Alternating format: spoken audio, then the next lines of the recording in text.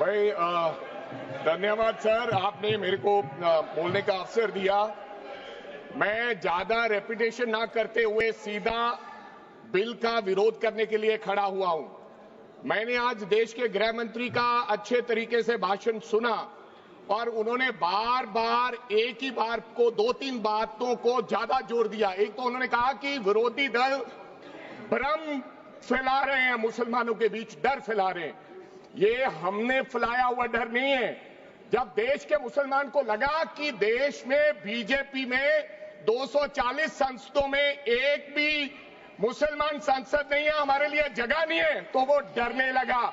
जब आपने कब्रिस्तान की बात की, आपने शमशान घाट की बात की, तो वो डरने लगा। जब गोधरा हुआ, जब मुजफ्फरनगर हुआ, जब दिल्ली हुआ, जब हरियाणा मेवात में दंगे हुए, तो देश का मुसलमान डरने लगा।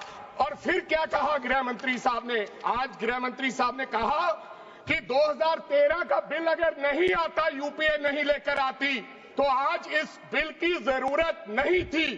क्यों बिल लाए?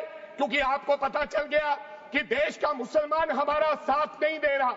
हमने हथकंडे अपना लिए, हमने आरएसएस की नीति अपना ली, हमने डंडा अपना लिया, दंगे हो गए, लेकिन मुसलमान हमारे साथ आने के लिए तैयार नहीं है। फिर आपको पता चला, आपने एक और आंकड़ा दिया, आपने कहा 1913 से 2013 तक केवल 18 लाख मुसलमानों का जमीन था और 2013 से अब तक 21 लाख और हो गया, यानी कि 39 लाख टोटल जमीन हो गया। तो आपको किसी ने समझाया मुसलमान को अगर आपके बस में करना है, ये आरएसएस की नीति नहीं अपनाएगा जितनी देर आप इनकी सास प्रणाली बंद नहीं करोगे, अगर वक्फ बोर्ड नहीं छीनोगे, अगर जमीनें नहीं छीनोगे, तब तक मुसलमान आपके सामने झुकने वाला नहीं है। जैसा आपने पंजाब में करने की कोशिश की, किसान झुका नहीं, पंजाब के लोग नहीं झुके, सिख नहीं झुके, तो आपने एमएसपी का झगड़ा आज तक डाला हुआ है कि किसान की सास प्रणाली बंद कर दो तो पंजाब अपने आप झुक जाएगा। आर्थिक जब झुक जाएगा तो हमारी ईन मान लेगा और हमारे साथ आ जाएगा। आदरणीय सर, आपने बार बार कहा, आज गृह मंत्री साहब ने कहा गवर्नमेंट प्रॉपर्टी पर किसी का अधिकार नहीं है, पंचायत की जमीन कोई दान नहीं दे सकता है।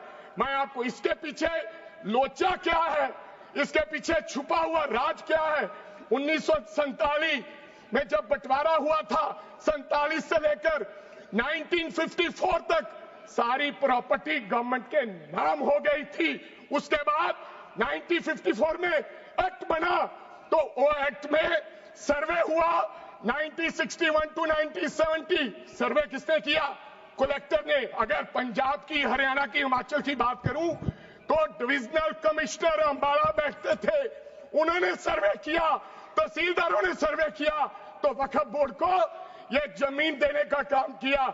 अब क्या हो गया? जैसे राहुल गांधी कर्नाटक में भाषण देते हैं, गुजरात में मुकदमा दर्ज होता है, सजा हो गई।